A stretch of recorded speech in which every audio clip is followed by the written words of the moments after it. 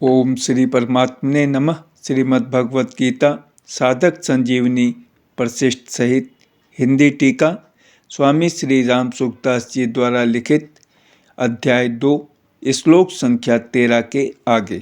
हे कुंती नंदन, इंद्रियों के विषय जड़ पदार्थ तो शीत अनुकूलता और उष्ण प्रतिकूलता के द्वारा सुख और दुख देने वाले हैं तथा आने जाने वाले और अनित्य हैं। हे भरतवंशोद्भव अर्जुन, उनको तुम सहन करो। व्याख्या। यहाँ एक शंका होती है कि इन 14वें 15वें श्लोकों से पहले 11वें से 13वें श्लोक तक और आगे 16वें से 30वें श्लोक तक देही और देह इन दोनों का ही प्रकरण है, फिर बीच में मात्रा स्पर्श के ये 2 श्लोक प्रकरण से अलग कैसे आए। इसका समाधान यह है कि जैसे 12वें श्लोक में भगवान ने संपूर्ण जीवों के नित्य स्वरूप को बताने के लिए किसी काल में मैं नहीं था ऐसी बात नहीं है ऐसा कहकर अपने को उन्हीं की पंक्ति में रख दिया, ऐसे ही शरीर आदि मात्र प्राकृत पदार्थों को अनित्य विनाशी परिवर्तनशील बताने के लिए भगवान ने यहाँ मात्रा स्पर्श की बात कही है। तो नित्य तत्व से देहादि अनित्य वस्तुओं को अलग बताने के लिए यहाँ तू पद आया है। मात्रा स्पर्शाः जिनसे माप तौल होता है अर्थात जिनसे ज्ञान होता है, उन ज्ञान के साधन इंद्रियों और अंतःकरण का नाम मात्रा है। मात्रा से अर्थात इंद्रियों और अंतःकरण से जिनका संयोग होता है उनका नाम स्पर्श है। अतः इंद्रियों और अंतःकरण से जिनका ज्ञान होता है ऐसे सृष्टि के मात्र पदार्थ मात्रा स्पर्शाः है। यहाँ मात्रा स्पर्शाः पद से केवल पदार्थ ही क्यों लिए जाएं, पदार्थों का संबंध क्यों न लिया जाए। अगर हम यहाँ मात्रा स्पर्शाः पद से केवल पदार्थों का संबंध ही लें तो उस संबंध को आने जाने वाला नहीं कह सकते, क्योंकि संबंध की स्वीकृति केवल अंतःकरण में न होकर स्वयं में अहम में होती है। स्वयं नित्य है, इसलिए उसमें जो स्वीकृति हो जाती है वह भी नित्य जैसी ही हो जाती है। स्वयं जब तक उस स्वीकृति को नहीं छोड़ता तब तक वह स्वीकृति ज्यों की त्यों बनी रहती है। अर्थात पदार्थों का वियोग हो जाने पर भी, पदार्थों के न रहने पर भी उन पदार्थों का संबंध बना रहता है। यह माना हुआ संबंध केवल अस्वीकृति से अर्थात अपने में न मानने से ही मिटता है। अपने सत्स्वरूप में संबंध है नहीं, हुआ नहीं और हो सकता भी नहीं, परंतु माने हुए संबंध की अस्वीकृति के बिना कितना ही त्याग किया जाए, कितना ही कष्ट भोगा जाए, शरीर में कितना ही परिवर्तन हो जाए, कितनी ही तपस्या की जाए, तो भी माना हुआ संबंध मिटता नहीं, प्रत्युत ज्यों का त्यों ही बना रहता है। जैसे कोई स्त्री विधवा हो गई है अर्थात उसका पति से सदा के लिए वियोग हो गया है, पर 50 वर्ष के बाद भी उसको कोई कहता है कि यह अमुक की स्त्री है तो उसके कान खड़े हो जाते हैं। इससे सिद्ध हुआ कि संबंधी पति के न रहने पर भी उसके साथ माना हुआ संबंध सदा बना रहता है। इस दृष्टि से उस संबंध को आने जाने वाला कहना बनता नहीं। अतः यहाँ मात्रा स्पर्शाः पद से पदार्थों का संबंध न लेकर मात्र पदार्थ लिए गए हैं। यहाँ शीत और उष्ण शब्द अनुकूलता और प्रतिकूलता के वाचक हैं। अगर इनका अर्थ सर्दी और गर्मी लिया जाए तो ये केवल त्वचा के विषय हो जाएंगे, जो कि एक देशीय है। अतः शीत का अर्थ अनुकूलता और उष्ण का अर्थ प्रतिकूलता लेना ही ठीक मालूम देता है। मात्र पदार्थ अनुकूलता प्रतिकूलता के द्वारा सुख दुख देने वाले हैं, अर्थात जिसको हम चाहते हैं ऐसी अनुकूल वस्तु, व्यक्ति, परिस्थिति, घटना, देश, काल आदि के मिलने से सुख होता है, और जिसको हम नहीं चाहते ऐसी प्रतिकूल वस्तु, व्यक्ति, परिस्थिति आदि के मिलने से दुख होता है। यहाँ अनुकूलता प्रतिकूलता कारण है और सुख दुख कार्य है। वास्तव में देखा जाए तो इन पदार्थों में सुख दुख देने की सामर्थ्य नहीं है। मनुष्य इनके साथ संबंध जोड़कर इनमें अनुकूलता प्रतिकूलता की भावना कर लेता है, जिससे ये पदार्थ सुख दुख देने वाले दिखते हैं। अतः भगवान ने यहाँ सुख दुखदाह कहा है। आगमापायिनः मात्र पदार्थ आदि अंत वाले, उत्पत्ति विनाशशील और आने जाने वाले हैं। वे ठहरने वाले नहीं हैं, क्योंकि वे उत्पत्ति से पहले नहीं थे और विनाश के बाद भी नहीं रहेंगे, इसलिए वे आगमापायी हैं। अनित्याः अगर कोई कहे कि वे उत्पत्ति से पहले और विनाश के बाद भले ही न हो पर मध्य में तो रहते ही होंगे, तो भगवान कहते हैं कि अनित्य होने से वे मध्य में भी नहीं रहते। वे प्रति क्षण बदलते रहते हैं, इतनी तेजी से बदलते हैं कि उनको उसी रूप में दोबारा कोई देख ही नहीं सकता, क्योंकि पहले क्षण वे जैसे थे, दूसरे क्षण वे वैसे रहते ही नहीं। इसलिए भगवान ने उनको अनित्याः कहा है। केवल वे पदार्थ ही अनित्य परिवर्तनशील नहीं है, प्रत्युत जिनसे उन पदार्थों का ज्ञान होता है। वे इंद्रियां और अंतःकरण भी परिवर्तनशील हैं। उनके परिवर्तन को कैसे समझें? जैसे दिन में काम करते करते शाम तक इंद्रियों आदि में थकावट आ जाती है और सवेरे तृप्तिपूर्वक नींद लेने पर उनमें जो ताजगी आई थी वह शाम तक नहीं रहती, इसलिए पुनः नींद लेनी पड़ती है, जिससे इंद्रियों की थकावट मिटती है और ताजगी का अनुभव होता है। जैसे जागृत अवस्था में प्रतिक्षण थकावट आती रहती है, ऐसे ही नींद में प्रतिक्षण ताजगी आती रहती है। इससे सिद्ध हुआ कि इंद्रियों आदि में प्रतिक्षण परिवर्तन होता रहता है। यहाँ मात्र पदार्थों को स्थूल रूप से आगमापायिनः और सूक्ष्म रूप से अनित्याः कहा गया है। इनको अनित्य से भी सूक्ष्म बताने के लिए आगे 16वें श्लोक में इनको असत कहेंगे और पहले जिस नित्य तत्व का वर्णन हुआ है उसको सत कहेंगे।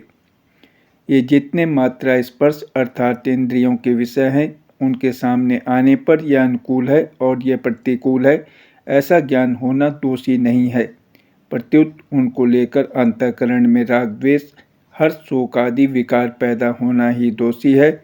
अतः अनुकूलता प्रतिकूलता का ज्ञान होने पर भी राग द्वेष आदि विकारों को पैदा न होने देना, अर्थात मात्रा स्पर्शों में निर्विकार रहना ही उनको सहना है। दूसरा भाव यह है कि शरीर इंद्रियां अंतःकरण आदि की क्रियाओं का अवस्थाओं का आरंभ और अंत होता है तथा उनका भाव और अभाव होता है। वे क्रियाएं अवस्थाएं तुम्हारे में नहीं हैं, क्योंकि तुम उनको जानने वाले हो, उनसे अलग हो। तुम स्वयं ज्यों के त्यों रहते हो, अतः उन क्रियाओं में अवस्थाओं में तुम निर्विकार रहो। इनमें निर्विकार रहना ही तितिक्षा है। परिशिष्ट भाव जैसे शरीर कभी एक रूप नहीं रहता, प्रतिक्षण बदलता रहता है, ऐसे ही इंद्रियां मन बुद्धि से जिनका ज्ञान होता है वे संपूर्ण सांसारिक पदार्थ मात्र प्रकृति और प्रकृति का कार्य भी कभी एक रूप नहीं रहते। उनका संयोग और वियोग होता रहता है। जिन पदार्थों को हम चाहते हैं उनके संयोग से सुख होता है और वियोग से दुख होता है। जिन पदार्थों को हम नहीं चाहते उनके वियोग से सुख होता है और संयोग से दुख होता है। पदार्थ भी आने जाने वाले तथा अनित्य हैं। ऐसे ही जिनसे पदार्थों का ज्ञान होता है वे इंद्रियां और अंतःकरण भी आने जाने वाले तथा अनित्य हैं और पदार्थों से होने वाला सुख दुख भी आने जाने वाला तथा अनित्य है, परंतु स्वयं सदा ज्यों का त्यों रहने वाला निर्विकार तथा नित्य है। अतः उनको सह लेना चाहिए, अर्थात उनके संयोग वियोग को लेकर सुखी दुखी नहीं होना चाहिए, प्रत्युत निर्विकार रहना चाहिए। सुख और दुख दोनों अलग अलग होते हैं, पर उनको देखने वाला एक ही होता है और उन दोनों से अलग निर्विकार होता है। परिवर्तनशील को देखने से स्वयं स्वरूप की अपरिवर्तनशीलता निर्विकारता का अनुभव स्वतः होता है। यहाँ शीत शब्द अनुकूलता का और उष्ण शब्द प्रतिकूलता का वाचक है। तात्पर्य है कि ज़्यादा सर्दी ठंड पड़ने से भी वृक्ष सूख जाता है, और ज़्यादा गर्मी पड़ने से भी वृक्ष सूख जाता है। अतः परिणाम में सर्दी और गर्मी दोनों एक ही हैं। इसी तरह अनुकूलता और प्रतिकूलता भी एक ही है। इसलिए भगवान इन दोनों को ही सहने की अर्थात इनसे ऊंचा उठने की आज्ञा देते हैं। सुख दुख, हर्ष शोक, राग द्वेष, काम क्रोध आदि आने जाने वाले बदलने वाले हैं, पर स्वयं स्वरूप ज्यों का त्यों रहने वाला है। साधक से यह बहुत बड़ी भूल होती है कि वह बदलने वाली दशा को देखता है पर स्वयं को नहीं देखता। दशा को स्वीकार करता है पर स्वयं को स्वीकार नहीं करता। दशा पहले भी नहीं थी और पीछे भी नहीं रहेगी, अतः बीच में दिखने पर भी वह है नहीं, परंतु स्वयं में आदि, अंत और मध्य है ही नहीं। दशा कभी एक रूप रहती ही नहीं और स्वयं कभी अनेक रूप होता ही नहीं। जो दिखता है वह भी दशा है और जो देखने वाली बुद्धि है वह भी दशा है। जानने में आने वाली भी दशा है और जानने वाली भी दशा है। स्वयं में न दिखने वाला है, न देखने वाला है, न जानने में आने वाला है, न जानने वाला है। ये दिखने वाला, देखने वाला आदि सब दशा के अंतर्गत हैं। दिखने वाला, देखने वाला तो नहीं रहेंगे, पर स्वयं रहेगा, क्योंकि दशा तो मिट जाएगी पर स्वयं रह जाएगा। तात्पर्य है कि देखने वाले दृश्य के साथ संबंध होने से ही स्वयं देखने वाला दृष्टा कहलाता है। अगर देखने वाले के साथ संबंध न रहे तो स्वयं रहेगा, पर उसका नाम देखने वाला नहीं रहेगा। इसी तरह शरीर के साथ संबंध होने से ही स्वयं चिन्मय सत्ता शरीरी कहलाता है। अगर शरीर के साथ संबंध न रहे तो स्वयं रहेगा, पर उसका नाम शरीरी नहीं रहेगा। गीता 13वें अध्याय का पहला श्लोक। अतः भगवान ने केवल मनुष्यों को समझाने के लिए ही शरीरी नाम कहा है। संबंध। पूर्व श्लोक में मात्रा स्पर्शों की तितिक्षा की बात कही। अब ऐसी तितिक्षा से क्या होगा, इसको आगे के श्लोक में बताते हैं। कारण कि हे पुरुषों में श्रेष्ठ अर्जुन, सुख दुख में सम रहने वाले जिस बुद्धिमान मनुष्य को ये मात्रा स्पर्श पदार्थ विचलित, सुखी दुखी नहीं करते, वह अमर होने में समर्थ हो जाता है, अर्थात वह अमर हो जाता है। व्याख्या। मनुष्य प्राय परिस्थितियों को बदलने का ही विचार करता है, जो कभी बदली नहीं जा सकती और जिनको बदलना संभव ही नहीं। युद्ध रूपी परिस्थिति के प्राप्त होने पर अर्जुन ने उसको बदलने का विचार न करके अपने कल्याण का विचार कर लिया है। यह कल्याण का विचार करना ही मनुष्यों में उनकी श्रेष्ठता है।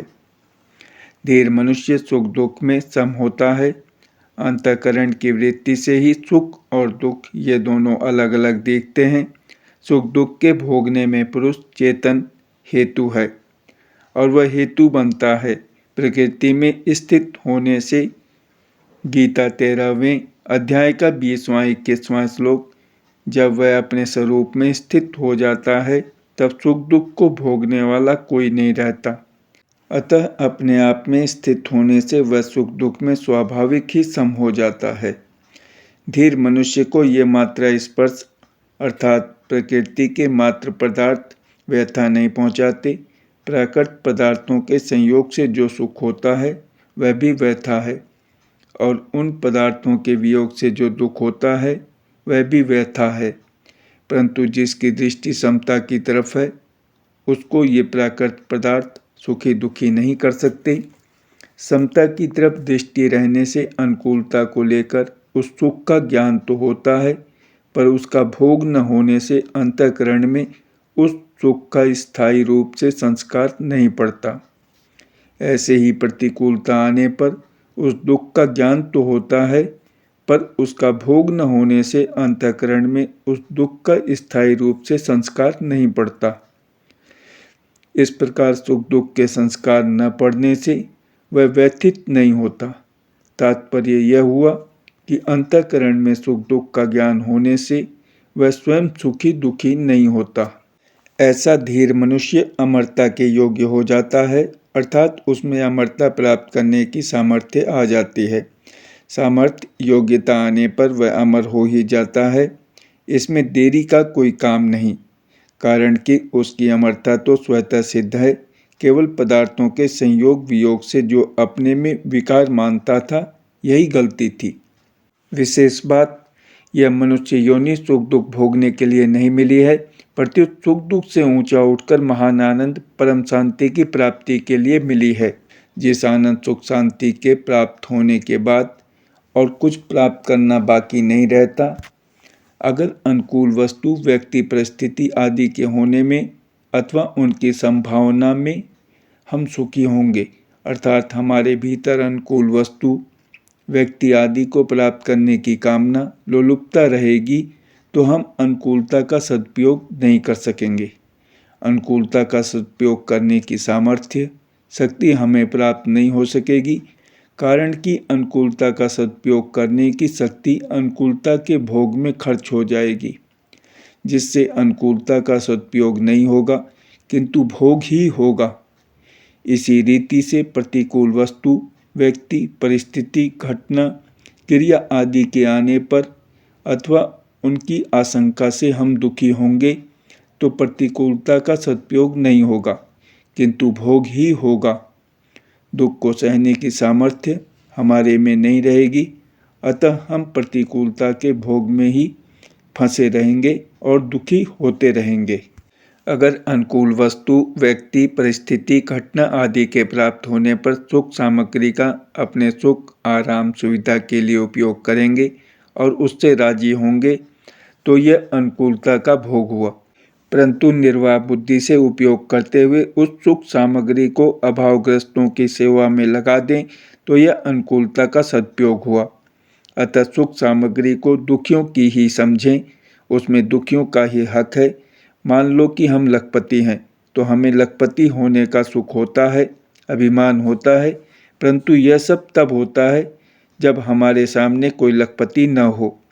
अगर हमारे सामने हमारे देखने सुनने में जो आते हैं वे सब के सब करोड़पति हों, तो क्या हमें लखपति होने का सुख मिलेगा? बिल्कुल नहीं मिलेगा। अतः हमें लखपति होने का सुख तो अभावग्रस्तों ने, दरिद्रों ने ही दिया है। अगर हम मिली हुई सुख सामग्री से अभावग्रस्तों की सेवा न करके स्वयं सुख भोगते हैं, तो हम कृतघ्न होते हैं। इसी से सब अनर्थ पैदा होते हैं, कारण कि हमारे पास जो सुख सामग्री है वह दुखी आदमियों की ही दी हुई है। अतः उस सुख सामग्री को दुखियों की सेवा में लगा देना हमारा कर्तव्य होता है। अब विचार यह करना है कि प्रतिकूलता का सदुपयोग कैसे किया जाए। दुख का कारण सुख की इच्छा आशा ही है। प्रतिकूल परिस्थिति दुखदायी तभी होती है जब भीतर सुख की इच्छा रहती है। अगर हम सावधानी के साथ अनुकूलता की इच्छा का, सुख की आशा का त्याग कर दें, तो फिर हमें प्रतिकूल परिस्थिति में दुख नहीं हो सकता। अर्थात हमें प्रतिकूल परिस्थिति दुखी नहीं कर सकती। जैसे रोगी को कड़वी से कड़वी दवाई लेनी पड़े तो भी उसे दुख नहीं होता, प्रत्युत इस बात को लेकर प्रसन्नता होती है कि इस दवाई से मेरा रोग नष्ट हो रहा है। ऐसे ही पैर में कांटा गहरा पड़ जाए और कांटा निकालने वाला उसे निकालने के लिए सुई से गहरा घाव बनाए तो बड़ी पीड़ा होती है। उस पीड़ा से वह सिसकता है, घबराता है, पर वह कांटा निकालने वाले को ये कभी नहीं कहता कि भाई तुम छोड़ दो, कांटा मत निकालो। कांटा निकल जाएगा, सदा के लिए पीड़ा दूर हो जाएगी। इस बात को लेकर वह इस पीड़ा को प्रसन्नतापूर्वक सह लेता है। यह जो सुख की इच्छा का त्याग करके दुख को, पीड़ा को प्रसन्नतापूर्वक सहना है, यह प्रतिकूलता का सदुपयोग है। अगर वह कड़वी दवाई लेने से कांटा निकालने की पीड़ा से दुखी हो जाता है, तो यह प्रतिकूलता का भोग है, जिससे उसको भयंकर दुख पाना पड़ेगा। यदि हम सुख दुख का उपभोग करते रहेंगे तो भविष्य में हमें भोग योनियों में अर्थात स्वर्ग नरक आदि में जाना ही पड़ेगा, कारण कि सुख दुख भोगने के स्थान ये स्वर्ग नरक आदि ही हैं। यदि हम सुख दुख का भोग करते हैं, सुख दुख में सम नहीं रहते, सुख दुख से ऊंचे नहीं उठते, तो हम मुक्ति के पात्र कैसे होंगे? नहीं हो सकते।